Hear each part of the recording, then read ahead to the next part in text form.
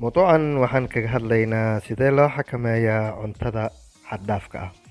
In aad ka hadasho mawduucan ama aad fahanto mawduucan waxay kugu qaadanaysaa wax badan, laakiin aan fahanno horta mawduuca sidee loo xakameeyaa cuntada xad-dhaafka ah. Waxaan ka hadlaynaa waxa cuntada xad-dhaafka ah. Cuntada jirka u baahan yahay in cuntada la xakameeyo kama hadlayno.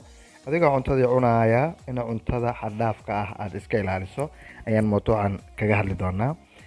Waxaa jira dhowr tallaabo oo muhiim ah oo qof kasta oo cuntada xad-dhaafka ah isticmaalaya inuu qaado ay tahay. Tallaabooyinkan waa daruuri, waa laga maarmaan. Aqoonsiga ama kala barashada gaajada dhabta ah iyo gaajada dhalanteedka ah. Inta badan dadka waxyaabaha ay ku wareeraan waxaa ugu horeeya inaysan kala aqoonin gaajada dhalanteedka iyo gaajada dhabta ah. Haddii aan tusaale ka soo qaadano, marka qofku inta badan dadka cuntada xad-dhaafka cunaa waxay u badan yihiin waxyaabaha qalda waa gaajada dhalanteedka ah, sababtoo ah ma kala yaqaanaan gaajada dhalanteedka iyo gaajada dhabta ah. Haddii marka aad kala barato gaajada dhabta ah iyo gaajada dhalanteedka ah, cunto xad-dhaaf ah oo jirkaaga dhibaato u keenaysa ma cuni doontid. Tusaale marka haddii gaajo ku qabato waxaa la isticmaalaa kow marka hore gaajada laba nooc waay gaajada ku qabanaysa, ama waxay noqon kartaa gaajo dhalanteeda ama waxay noqon kartaa gaajo dhab ah ayay noqon kartaa. Marka see ku kala ogaanaysaa? Marka gaajo ku qabato waxaad isticmaalaysaa biyo ayaad isticmaalaysaa. Adiga galaas biyo ah, 2 galaas wixii aad markaa heli karto ayaad isticmaalaysaa. Biyahaas isticmaalkooda haddii marka aad biyaha markaad isticmaasho kadib aad dareento gaajo 15 daqiiqo kadib ilaa 30 daqiiqo ayaad siinaysaa fursad. Haddii gaajo aad dareento, gaajadaas ku hayso waa gaajo dhab ah, markaas cun wixii aad rabto. Sidoo kale haddii intaad biyo cabto galaas ama 2 galaas oo biyo haddii aad cabto oo aysan wax gaajo ah ku qabanin 30 daqiiqo kadib, gaajada ku haysa ma ahayn gaajo sax ah, waxay ahayd gaajo dhalanteeda. Waxaad dareemaysa marka gaajo ma aha, waa ooman tahay, jirkaaga biyo ayuu u baahan yahay. Marka biyahaasna waa cabtay, waa sababtaadan marka hadda u dareemaynin gaajo. Qodobka labaad marka aan u gudubno, qodobka koowaad waa isla fahnay gaajada dhalanteedka ah iyo gaajada dhabta ah. Gaajada dhabta ah qofka markuu gaajo dhaba ay qabato haddii uu wax cuno, cunto jirkiisa si fiican uga faa'iideysanaya. Qodobka labaad oo ka hadlayna waxay tahay inaad dejisato cuntooyinka dheelitiran inaad isticmaasho.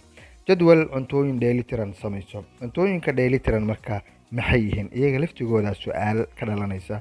Waa maxay cunto dheelitiran? Inta badan waxaan aragnaa cunto dheelitiran cunto dheelitiran isticmaal, cunto. Okay, cunto dheelitiran maxay tahay? Su'aashaas marka aad fahanto waxaad kala baran doontaa nooca cuntada aad isticmaalayso ee jirkaaga u fiican iyo nooca aan u fiicnayn. Cuntooyinka waxaa loo kala qaadaa 3 nooc. Cunto lagu kariyey saliid, cunto lagu kariyey biyo iyo khudaarta. 3daas ayaa loo kala qaadaa. Marka 3daas 2 ka mid ah ayaa waxaa la yiraahdaa waa cunto dheelitiran. Cuntooyinka dheelitiran waa khudaarta iyo marka la raaciyo cuntooyinka lagu kariyo biyaha. Okay, cuntooyinka biyaha lagu kariyey ayaa ka caafimaad badan cuntooyinka saliidda lagu kariyey. Tusaale cuntada saliidda lagu kariyey soo qaba bariis, baasto, digaag, soo qaba waxyaabaha saliidda lagu sameeyo, sambuus, soo qaba burka, soco malaayiin noocaasa. Cuntooyinkaas waa dhinac cuntooyinka saliidda lagu kariyey. Cuntooyinka biyaha lagu kariyey waxaa ka mid ah digirta, salbukada, qamadiga, soorta, waxyaabaha noocaasa. Cuntooyinka qof kale ayay u badan yihiin. Markaad isticmaasho marka cuntooyinkaas ma ku dhahayo ha isticmaalin cuntooyinkan bariiska iyo baastada, laakiin yaray. Haddii aad xataa yaray karin, ugu yaraan iyaysan jirkaaga ku badan, isbarbar dhig. Sidoo kale marka haddaad isticmaasho cuntooyinka biyaha lagu kariyo sida qamadiga ama digirta ama cuntooyinka dalka qof kale iyo lagu daray khudaar. Tusaale waxaa jira dadka waxyaabaha aad u dila waxaa ka mid ah fast foodka waxyaabaha cuntooyinkan aan dhahno fast food waa cuntooyinkan mataqaanaa cuntooyinka fudud aan dhahno cuntooyinka fudud aa dadka dilay. Marka meesha aad ka soo gadanaysid ama ka isticmaalaysid cunto fudud waxaa fiican inaad isticmaasho khudaarta. Tusaale inaad isticmaasho shawarma ama burger haddii aad isticmaasho cambe ama babaay ama moos ama qare ama wax noocaasa isagaana caafimaad ahaanna jirkaagu macdanta ku jirto cuntooyinkan qudaarta leh wuu ka faa'iidaysanayaa. Okay, shawarmada macdanta ku jirto maxay tahay? Wax ku jira ma jiraan. Wax ku jira haba yaraatee ma jiraan. Ama cuntooyin kale midka beegarka soco cuntooyinka fudud oo dhan wax macdana oo ku jira oo jirkaaga uu ka faa'iidaysanayo ma jiraan. Kaliya waa carbohydrate. isagaana cuntooyinkaana ku raqiisan. Tusaale xabad cambe ah inaad gadato oo aad cunto iyo inaad shawarma gadato ama beegar gadato oo aad cunto kharash ahaan iyagaa kuu raqiisan cambaha iyo qudaarta caafimaad ahaan iyagaa kuu fiican jirkaagana maadooyin uu u baahan yahay oo baahi u qabo ayaa ku jira oo ka faa'iidaysanaya. labo waa qodobka labaad cuntooyin dheelitiran waa isla fahnay marka qodobka koowaad wuxuu inoo ahaa in aan kala baranno gaajada dhabta ah iyo gaajada dhalanteedka.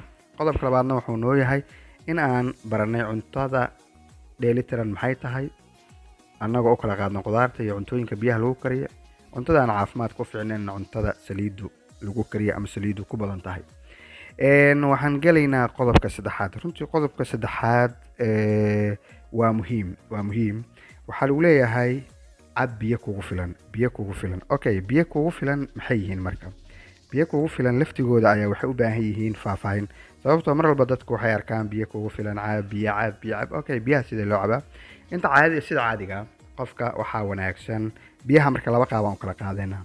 marka aad iscaateynayso iyo marka aad iscayilinayso iyo marka saddexaad oo ah qaabka biyaha loo isticmaalo. Okay, haddii aad doonayso biyo inaad cabto biyo kugu filan waxaa la yiraahdaa qofka qiyaas ahaan waxaa laga rabaa maalintii inuu cabo 3 litir oo biyaha ilaa ugu yaraan 2 litir oo biyaha maalintii inuu cabto. Okay, 3 litir oo biyaha marka la cabiro galaas ahaan waa 9 galaas. litirkii 3 galaas 2 litir waxay noqonaysaa 6 galaas. marka si aad ugu yaraan 6 litir maalin ku cabto waxaad u baahan tahay jadwalkan inaad hesho. salaadaha faradka ah oo la dugto waa 5 salaad. salaada subaxda markaad dukato waxa ugu horeeya cabta ha noqoto 2 galaas oo biyo ah sababtoo caafimaad gooni ay leeyihiin biyo inaad ku bilaawdo maalintaada. 2 galaas oo biyo ah 4 galaas ay soo hartay 4 galaas salaad kasta 1 galaas ay soo haray haddaan cabo. tusaale duhurkii haddaan midkii saddexaad cabo casirkii midka afraad cabo maqribka midka shanaad cabo cishaha ama intaan seexan saacad ka hor haddaan midka lixaad cabo. qaabkaas ayaa ah qaabka ugu fiican. waxaan soo hadalnaa marka cunto dheelitiran marka laftigeeda marka laga hadlaayo sidee loo xakameeyaa cuntada xad dhaafka ah biyuhu muhiimay ka yihiin. tusaale marka cunto lagu keeno inta badan dadka waxa dila waxa waaye iskama celin karaan saxankii iskama celin karaan oo cuntadii oo ku jirto ma dhaafi karaan. marka waxaa wanaagsan marka hore inaad cabto intaadan cuntada cunin ka hor galaas ama 2 galaas biyo ah. galaas iyo 2 galaas biyo ah markaad cabto adigu waxaad qiyaastaa marka cuntada aad cuni karto waxa ay tahay inta la egta way yartaa sababtoo ah position badanaa waxay buuxiyeen. marka insha Allah iyada laftigeeda waa qodob kale oo muhiim ah oo aan ka baranayno sida biyaha loo cabo iyo marka aan cunto dheelitiran inaan cuno aan u baahanahay sida aan biyaha u cabayo. biyaha marka horena waxay naga saacidayeen inaan ku kala ogaano gaajada dhabta iyo gaajada dhalanteedka. haddana waxay naga saacideen in aan cunto dheelitiran cunno oo aan direct iyo waxaas aan iska ilaalino inaan baranay biyaha sida loo cabo.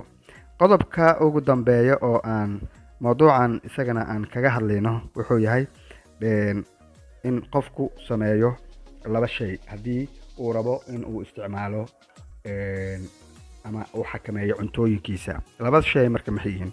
2 shay waxay yihiin waa jimicsi iyo hurdo kugu filan markaa hesho jirkaaga hormoonada si dheelitiran ayuu u isticmaalayaa. macdanta ku jirta si dheelitiran ayuu isticmaalayaa ma kala badanayaan ma kala yaraanayaan. adiga dhan waxaa noqonaysaa qof balanced ah hormoonadiisii oo dhan ay u dhameystiran yihiin markaad hurdo kugu filan hesho. laakiin markaad hurdadaadu yar tahay jimicsigaagu yar yahay fadhigaagu badan yahay jirkaaga hormoonadii uu isticmaalayay ama macdanta uu isticmaalayay qaar baa hoos u dhacaya qaar baa kor u kacaya.